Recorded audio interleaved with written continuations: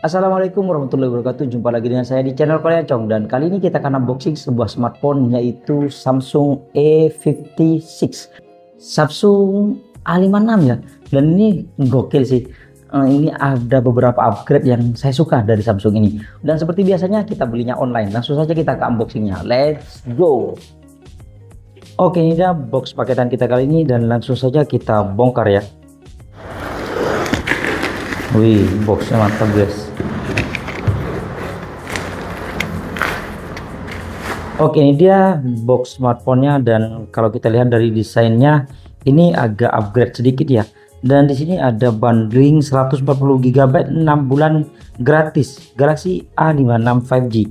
Yang saya ambil ini yang varian RAM 12 GB, internal 256 GB, yang warnanya awesome olive, warnanya olive ya. Dan sekarang kita buka, masih berplastik ya, karena ini plastiknya ada di luar segelnya, jadi kita buka plastiknya dulu guys. Dan di sini kita copot.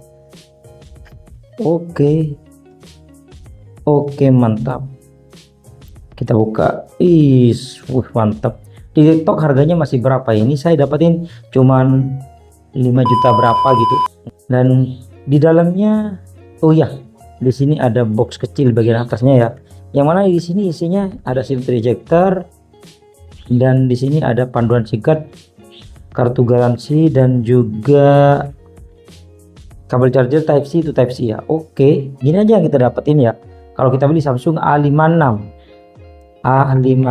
5G, dan kita ke smartphone-nya. Wih, nonjol banget ya, sampai kayak mau kebuka, kayaknya cuma tempelan gitu ya. Tapi enggak mungkin sih. Oke, kita buka. Iya, serasa buka iPhone guys, karena kayak gini. Sekarang kita nyalakan, dan sekarang kita beresin barang-barang ini dulu. Desainnya cakep ya, dan di sini ada stiker dibuat di Indonesia. Kemarin dapat Xiaomi yang 14C, ternyata dia Inter ya. Dan sekarang kita bahas bagian sisi-sisinya. Di bagian kanannya di sini, dia agak nonjol gini ya, dan di sini agak keruk ke dalam gitu ya. Dan ada antenanya. Karena dia bukan plastik lagi, tapi dia pakai framenya ya pakai aluminium. Dan di sini ada tombol on off, ada tombol volume up down, garis antena 2, dan di bagian atasnya di sini ada dua lubang kayaknya mikrofon ya. Dan di sini ada garis antena juga, di bagian sisi kirinya ada garis antena juga, polos ya, di bagian kirinya nggak ada apa-apa. Dan di bagian bawahnya di sini ada SIM tray, ada garis antena, ada mikrofon, colokan charger Type C, dan juga speaker. 2 mikrofon atau 1, tapi di sini ada 2 lubang. Kayaknya memang mikrofon ya, mikrofonnya 2 bagian bawah dan 2 bagian atas ya. Dan sekarang kita lihat SIM tray-nya. Dia bisa pakai 2 SIM atau 1 eSIM dan 1 SIM, atau 2 eSIM sama-sama eSIM bisa ya. Oke, mantap. Dan dia modelnya sandwich. Ada karet pengamannya yang warnanya di sini abu-abu gitu ya. Dan sekarang kita nyalakan, dan pas awal-awal kita aktifin smartphone-nya yang internalnya 256 GB, dia sudah kemakan 21,1 GB. Ya lumayan kecil sih, karena banyak yang sudah 30 GB ya kemakannya. Dan sekarang kita setting-setting bentar. Oh iya, karena kita nggak dapat charger, jadi kita beli charger ya. Jadi kita beli charger Samsung, entah ori atau enggaknya, tapi kita belinya di toko hijau. Katanya sih ori, banyak yang aku ori sih sebenarnya. Dan di sini dikasih kartu garansi. Kalau dari boxnya kayaknya ori loh. Ini kasar, gak seperti biasanya yang licin. Dan di sini sudah kebuka ya. Oke, kita coba buat lihat dalamannya kayak gini. Dan saya belinya yang cuman 25 watt, karena 25 watt sudah cukup sih. Oke, ini dia smartphone-nya, dan saya sudah setting-setting bentar. Kalau kita lihat desainnya ini cakep banget. Dan ini warnanya olive ya, warnanya hijau gitu. Yang jadi favorit kayaknya masih pink ya, atau yang kemarin itu namanya lilac. Dan kalau kita lihat desainnya memang cakep banget, mirip dengan sebelumnya. Hanya saja di sini ada tonjolan, tonjolan yang kayak pengen saya buka gitu, tapi enggak saya buka. Kayak di sini pakai frame aja, kayak di iPhone yang tinggal dikasih frame aja gitu. Dan sekarang kita bahas bagian variannya. Ini ada 3 varian ya. Ada yang RAM 8GB internal 128 GB yang dijual dengan harga 6.199.000, atau yang RAM 8GB internal 256 GB yang dijual dengan harga 6.699.000, atau yang RAM 12GB internal 256 GB yang dijual dengan harga 7.199.000. Tapi saya ini dapetin yang RAM 12GB internal 256 GB dengan harga yang cuma 6.077.000. Entah ini kemahalan atau enggak ya. Di TikTok berapa harganya sekarang ya, lupa. Dan saya juga beli chargernya sekitar 100 ribuan ya, yang 25 watt. Dan sekarang kita bahas bagian varian warnanya. Warnanya ini ada 4 varian warna, ada pink, olive, graphite, dan light gray. Light gray itu agak apa, putih gitu ya, agak putih. Kalau yang graphite itu gelap. Oke, dan sekarang kita bahas bagian bodinya. Bodinya ini menggunakan kaca ya. Dia sudah menggunakan Corning Gorilla Glass Victus Plus. Jadi keamanannya itu lebih aman, lebih kuat gitu ya daripada sebelumnya. Dan yang frame-nya ini sudah menggunakan aluminium, makanya di sini ada beberapa garis antena ya, mantep banget. Dan untuk SIM-nya dia bisa dual SIM atau eSIM ya. Dia bisa menggunakan dual SIM fisik atau satu SIM fisik dan satu nano SIM atau dual nano SIM ya. Dan ya segitu. Dan dia memiliki IP67 yang katanya bisa buat nyelam sampai kedalaman 1,5 meter dan dalam waktu 30 menit ya. Dan sekarang kita bahas bagian layarnya. Ini layarnya menggunakan layar Super AMOLED yang ukurannya itu 6,7 inch. Resolusinya sudah Full HD Plus, yaitu 1080 x 2340 pixel. Rasionya 19,5:9. Refresh rate-nya sudah mantap di 120 Hz ya. Dan juga mendukung HDR10 Plus. Dan untuk kecerahannya sudah 1200 nit di bawah trip matahari, terang banget ya. Dan untuk proteksinya dia ada Corning Gorilla Glass Victus Plus sama dengan bodinya ya. Cakep banget sih. Dan dia juga memiliki always on display. Dan untuk keamanannya dia ada 2 keamanannya, yaitu in display fingerprint yang sudah pakai optik ya. Dan kecepatannya mantap. Dia bisa ketuk 2 kali untuk mematikan layar dan menyalakan layarnya ya. Wis, cakep. Oke, dan kita tes face unlock-nya.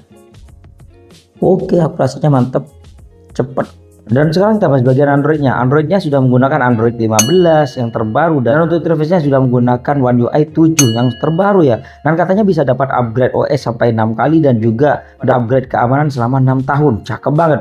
Dan sekarang kita bahas bagian prosesornya. Prosesornya sudah menggunakan prosesor dari Exynos 1580 yang sudah 4 nanometer, yang didukung dengan RAM 12 GB bisa ditambah sampai 8 GB dan internal 256 GB UFS 3.1. Dan kalau kita lihat di Antutu Benchmark ya, dia mencapai 900 ribuan ya. Dan untuk lain-lainnya dia sudah menggunakan Bluetooth 5.3, NFC ada, dan speakernya sudah stereo. Yang mana kalau teman-teman pengen dengerin suaranya seperti ini.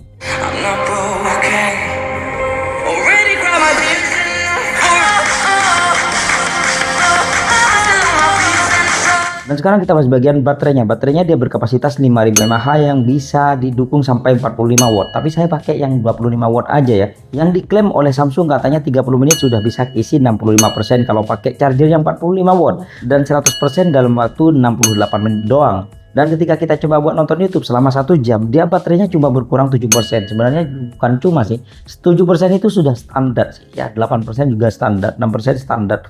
Kalau yang irit itu bisa ya biasanya 3% atau 4% ya. Dan ketika kita coba ngecas dengan charger yang 25 wattnya Samsung, dia 10 menit bertambah 16%, 20 menit bertambah 30%, dan 30 menit bertambah 43%. Lumayan banyak. 1 jam lebih sedikit sudah full ya. Dan sekarang kita bahas bagian kameranya. Di bagian belakang ini ada triple kamera dan 1 LED flash. Kamera utamanya dia beresolusi 50 megapiksel aperture f1.8 wide, ada OIS-nya, dan 12 megapiksel aperture f2.2 ultra wide, dan 5 megapiksel aperture f2.4 makro. Sedangkan di kamera depannya dia beresolusi 12 megapiksel aperture f2.0 wide. Dan sekarang kita lihat di setting-setting kameranya. Di sini ada mode foto yang mana di sini bisa kita klik 0,5-nya ya. Ada sampai zoom sampai 10 kali, mentok di 10 kali doang ya. Dan di sini ada beberapa setting di bagian atas. Ini ada asli warna, ini ada filter ya, dan suhu warna. Wih, pengaturan warnanya lengkap guys, saturasi, kontras, suhu warna, kekuatan yang mantap. Dan di sini juga ada foto gerak atau foto live ya. Dan di sini ada otomatis tanda airnya atau nyala gitu, mati. Dan sini resolusinya juga ada guys, mantap. Lebih simpel sekarang ya. Dan di sini kita ada pilihannya juga, flashnya, setting, timer juga. Ini lebih mudah sih, lebih mudah karena sudah ada di sini. Kayak stiker AI ada di sini, stiker wajahnya ya. Oke, mantap. Nah di sini ada mode video, yang mana videonya ini bisa ngerekam sampai 1080p 60 fps atau 4K 30 fps ya. Oke, mantap. Di sini juga ada ultra stabilnya atau ultra steady-nya di Samsung ya. Di sini ada mode potret, di sini ada mode seru, wah mantap. Dan di sini juga ada lainnya. Di lainnya ini sini ada mode pro, video pro, malam, makanan, panorama, makro, gerak lambat, hyperlapse, pergerakan, perekaman ganda, dan sekali ambil. Mantap banget, lengkap banget ya. Dan untuk perekaman kamera depannya, kalau kita lihat di sini dia bisa ngerekam cuma 1080p 30 fps atau 4K 30 fps, nggak bisa 60 fps ya. Ini standar lah. Dan untuk perekaman video dan hasil fotonya kita akan tes di ruangan terbuka. Let's go. Oke, ini dia perekaman kamera belakang dari Samsung A56. Samsung A56. Kalau kita lihat ini saya ngerekamnya pagi jam 7.18 menit. Loh, fokusnya kok telat? Set. Oh enggak sih, standar. Cepat. Warnanya agak kuning gitu ya. Karena seharusnya lebih putih, enggak kuning gas coklat ini sih. Dan kalau kita jalan kayak gini ya. Dan dia bisa pindah lensa ke ultra wide. Warnanya beda enggak? Enggak sih, enggak begitu berubah warnanya ya. Kita lihat ke langitnya, cuman agak biru aja kalau yang ultrawide ya. Dan dia bisa ngezoom sampai 10 kali. Nah kalau kita jalan karena dia pakai OIS harusnya lebih stabil. Oke. Ini 1080p 30 fps, kita coba buat lari.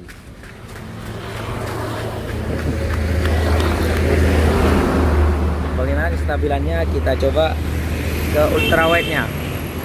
Dan sekarang kita coba kestabilannya. Ya, bagaimana teman-teman bisa nilai sendiri sih untuk kualitas suara, warna dan juga kestabilannya. Dan ini dia yang 60 fps, tapi kalau yang 60 fps gak bisa pindah lensa ya, gak bisa ke ultrawide. Zoom bisa. Nah kayak gini ya, stabil kok. Dan kalau kita coba buat lari kayak gini yang 60 fps. Oke. Dan yang ini perekaman 4K 30 fps, gak bisa 60 fps. Dan bisa pindah lensa kayak gini. Kita coba kestabilan di ultrawide nya dulu. Dan pindah ke wide. Gimana? Stabil nggak? Biasanya 4K lebih stabil daripada yang 60 fps ya. Kita coba pindah lensa kamera depan. Nah ini bisa kamera depannya bisa kita pindah langsung ya. Sep. Kita sambil ngomong nggak, apakah kepotong cepet yang kepotong nggak kepotong.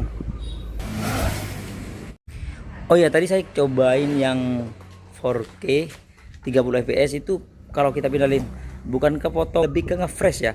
Hasilnya itu ke ngefresh potong. Kalau biasanya kan ngefreshnya nggak, ngefreshnya lama banget. Coba pindahin, pindah apakah kalau di layar sih potong langsung, nah itu hasilnya nanti ngefresh nggak jalan videonya. Dan yang ini ultra stabilnya, auto ultra steady-nya di 1080p 30 fps. Kita coba buat lari. Kita coba kestabilannya. Oke, ini dia perekaman ganda dari Samsung ya, A56. Kalau kita pindah lensa kayak gini, tinggal kita klik bisa pindah lensanya. Tapi sayangnya untuk kamera depannya masih goyang ya. Kalau pakai dual video, kita coba kamera belakangnya masih goyang juga. Ini kita bisa pindah, oh bisa pindah ke tengah. Oke, ini dia perekaman kamera belakang dari Samsung A56. Kalau malam-malam ini terang banget ya. Wis, terang banget. Kita coba zoomnya sampai 10 kali. Wis, gokil.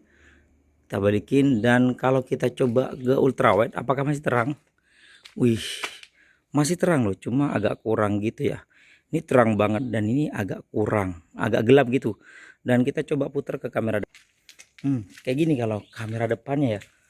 Dan kalau malam-malam kita bandingkan dengan iPhone 11 12, cuma beda warnanya. Di Samsung ini agak warm, salah, Samsung agak cool dan iPhone agak warm gitu ya. Sama-sama terang. Ini kalau yang 30 fps ya. Kalau untuk kamera depan karena di Samsung belum bisa 60 fps jadi kayak gini. Dan lebih nge-crop punya Samsung ya kalau malam-malam kayak gini. Ya kurang lebih mirip sih, cuma warnanya lebih kuning punya iPhone ya. Dan kalau kita gunakan yang 60 fps ya kurang lebih sama ya, lebih gelap sedikit. Tapi lebih terang punya Samsung ya, dan lebih tajam. Ini saya gunakan iPhone 13 Pro Max, itu lebih terang punya Samsung sih menurut saya. Di sini aja detailnya yang lebih detail punya Samsung ya. Kalau ke lampu ini saya lebih suka punya iPhone karena nggak terlalu abstrak ya untuk di lampu. Untuk flare-nya sama-sama ada flare-nya ya. Gitu. Dan kalau kita bandingkan kamera ultrawide-nya, ini iPhone 13 Pro Max dengan Samsung A56 jauh banget ya. Ini gelap banget sih. Punya iPhone yang gelap ya. Dan untuk hasil fotonya sih untuk kamera belakangnya ini siang hari cakep banget ya kan, walaupun ini agak backlight gitu, dan ultrawide nya juga mantap. Kalau kita gunakan mode potretnya juga cakep ya, lumayan natural.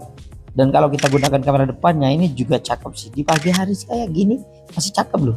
Dan kalau kita buat ngezoom dia cuma mentok di 10 kali doang ya, nggak nyampe 20 kali kayak Xiaomi. Dan kalau kita gunakan ke daun-daun kayak gini natural sih. Dan kalau kita gunakan makro dengan kamera wide nya beda banget warnanya.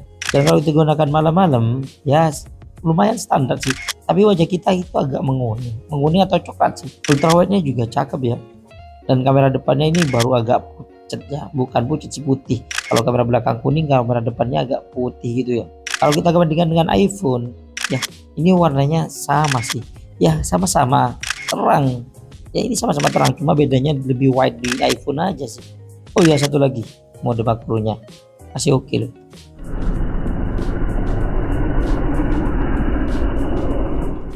Oke, itu dia hasil perekaman video dan juga jepretan foto dari Samsung A56. Bagaimana menurut teman-teman? Apakah HP ini recommended? Menurut saya sih recommended banget sih. Kalau teman-teman sudah punya A55 mungkin ya masih ada beberapa perbedaan yang mungkin yang kalau nggak penting buat teman-teman nggak usah upgrade sih.